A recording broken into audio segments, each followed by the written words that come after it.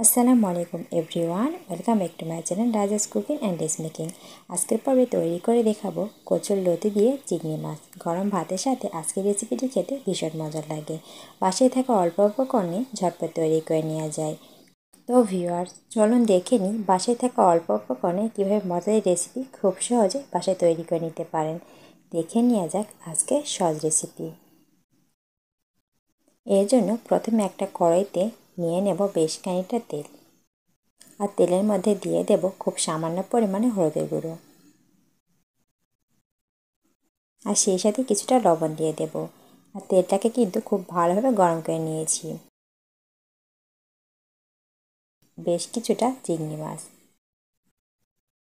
যে যার কচুরলতির পরিমাণ অনুযায়ী চিংড়ি মাছটা নিয়ে নেবেন। আমি চিংড়ি মাছ খুব ভালোভাবে এর মধ্যে নিয়েছি, আর আগে থেকে ধুয়ে নিয়েছিলাম। তো এখন খুব ভালোভাবে সমস্ত উপকরণ আলতোভাবে ভেজে নিতে হবে।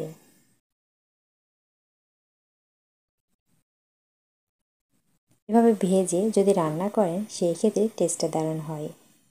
আর সেই সাথে দিয়ে দেব খুবই সামান্য পরিমাণে মরিচের গুঁড়ো, ঝাল যেটা টেস্ট অনুযায়ী নিয়ে নেবেন।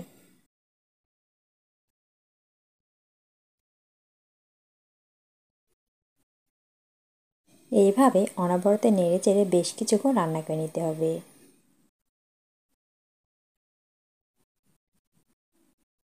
খুব ভালোভাবে 2 মিনিট ভেজে নিয়েছি। এখন উঠিয়ে একটা সাইডে রেখে দেব।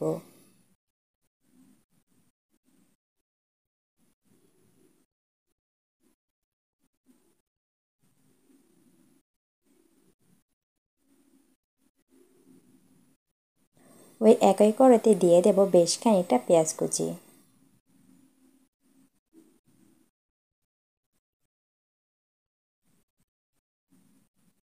সেই সাথে দিয়ে দেব বেশ খানিকটা তেল।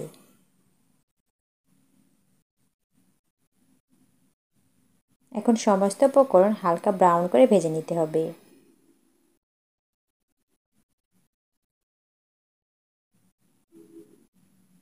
খুব ভালোভাবে পেঁয়াজটাকে হালকা গোল্ডেন করে ভেজে নিয়েছি।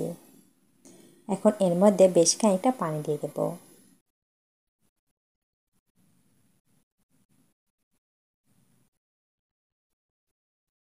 সেই সাথে এর মধ্যে দিয়ে দেব বেশ খানিকটা মরিচের গুঁড়ো, ঝাল যেটা টেস্ট অনুযায়ী নিয়ে নেবেন।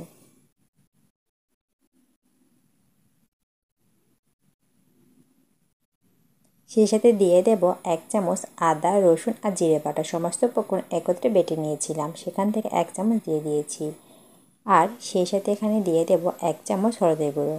তো সমস্ত উপকরণ খুব ভালোভাবে কষিয়ে নিতে হবে। যত ভালোভাবে কষাবেন সেই ক্ষেত্রে টেস্টটা ভালো আসে। আর দিয়ে দেব স্বাদ মতো লবণ। লবণটা দেওয়ার পর অল্প অল্প করে পানি দিয়ে 2 থেকে 3 বার খুব ভালোভাবে মশলাটাকে কষিয়ে নিতে হবে। খুব ভালোভাবে আমি কষিয়ে নেব। 2 থেকে 3 বার খুব ভালোভাবে অল্প অল্প করে পানি দিয়ে মশলাটাকে কষিয়ে নিতে হবে। আর এখানে বেশ কয়েকটা রসুন দিয়ে দেব। রসুন দেওয়ার কারণে কিন্তু ফ্লেভারটা ভালো আসবে। এখন খুব ভালোভাবে সমস্ত উপকরণ কষিয়ে নেব।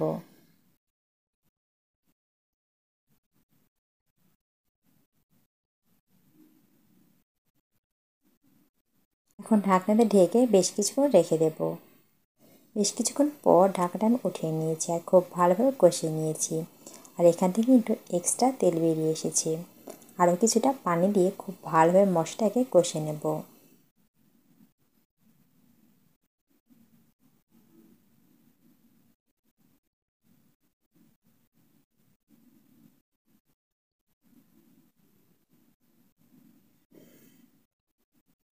আবারও ঢাকনাতে ঢেকে রেখে দেব।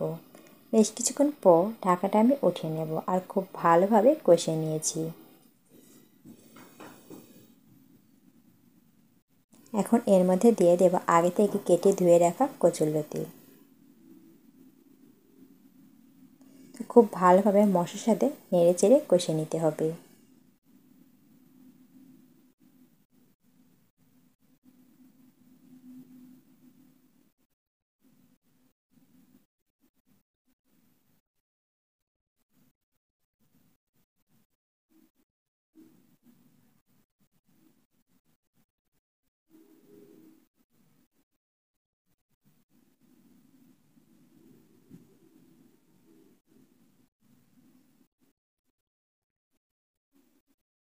এখন ঢাকনাটা ঢেকে রেখে দেবো বেশ কিছুক্ষণ পর ঢাকনাটা উঠিয়ে নিয়েছি।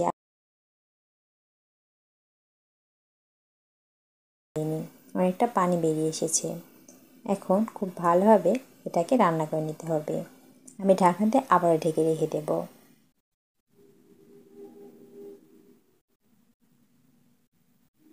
বেশ কিছুক্ষণ পর ঢাকাটা আমি উঠিয়ে নিয়েছি আর অনেকটা পানি বেরিয়ে এসেছে। আর এই পানির থেকেই কিন্তু কচুরলতিটা সেদ্ধ হয়ে যাবে।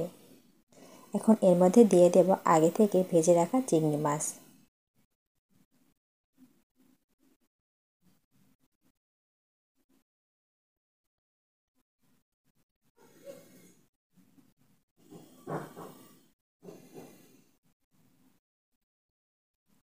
এখন ঢাকনাতে ঢেকে রেখে দেব।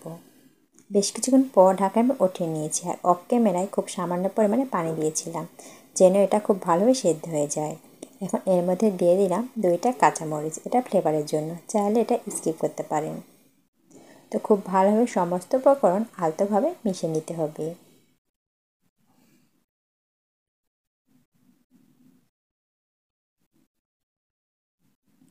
সবশেষে দিয়ে দেব সামান্য পরিমাণে ধনিয়া জিরে গুঁড়ো, এতে করে কিন্তু ফ্লেভারটা ভালো আসবে।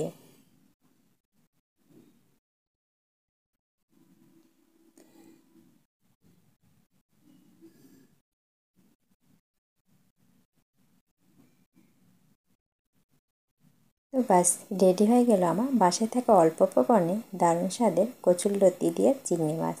বাসায় সেমভাবে তৈরি করে দেখতে পারেন। আশা করছি আজকের সহজ রেসিপি আপনাদের কাছে ভালো লাগবে। তো গরম গরম পরিবেশন করে নেব। গরম গরম ভাতের সাথে খেতে আজকের রেসিপিটি দারুণ লাগে। সেমভাবে তৈরি করে দেখতে পারেন।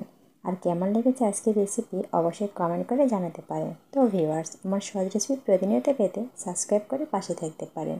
আর যদি আজকের ভিডিও আমার ফেসবুক পেজ থেকে দেখেন, চাইলে আমার পেজটি ফলো দিয়ে রাখতে পারেন। দেখা হবে নেক্সট এপিসোডে। সেই পর্যন্ত সকলে ভালো থাকবেন, সুস্থ থাকবেন। আর আপনাদের দোয়ার মাঝে মনে রাখবেন। আসসালামু আলাইকুম। আল্লাহ হাফিজ। Thank you for watching.